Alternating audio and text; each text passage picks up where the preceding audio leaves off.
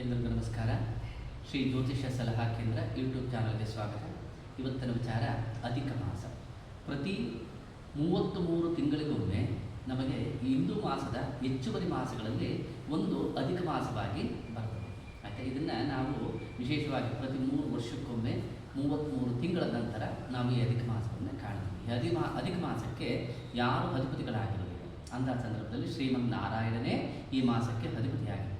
ಹಾಗಾಗಿ ಇಂಥ ಅಧಿಕ ಮಾಸದಲ್ಲಿ ನಾವು ವ್ರತ ಪೂಜಾದಿಗಳನ್ನು ಮಾಡಿ ಪುಣ್ಯಕ್ಷೇತ್ರಗಳ ದರ್ಶನವನ್ನು ಮಾಡೋದರಿಂದ ನಮಗೆ ಅಧಿಕ ಫಲ ಪ್ರಾಪ್ತವಾಗ್ತದೆ ಅಂತೇಳಿ ಪುರಾಣಗಳನ್ನು ಉಲ್ಲೇಖವಿದೆ. ಈ ಅಧಿಕ ಮಾಸದಲ್ಲಿ ನಾವು ಮದುವೆ, ಗೃಹ ಪ್ರವೇಶ, ನಾಮಕರಣ ಇಂಥ ವಿಶೇಷವಾಗಿರ್ತಕ್ಕಂಥ ಸಂಸ್ಕಾರಗಳ ಯಾವುದನ್ನು ಕೂಡ ಆಚರಣೆ ಮಾಡೋದಿಲ್ಲ. ನಮ್ಮ ಆಚರಣೆಗಳೇನಿದ್ರೂ ಈ ಅಧಿಕ ಮಾಸದಲ್ಲಿ ವ್ರತ, ಪೂಜೆ, ಪುಣ್ಯಕ್ಷೇತ್ರಗಳ ದರ್ಶನ ಇಂಥವುಗಳಿಗೆ ಅಧಿಕ ಫಲ ಅಂತೇಳಿ ನಮ್ಮ ಶಾಸ್ತ್ರಗಳಲ್ಲಿ ಉಲ್ಲೇಖವಿದೆ. ಎಲ್ಲರಿಗೂ ಒಳ್ಳೆಯದಾಗಲಿ.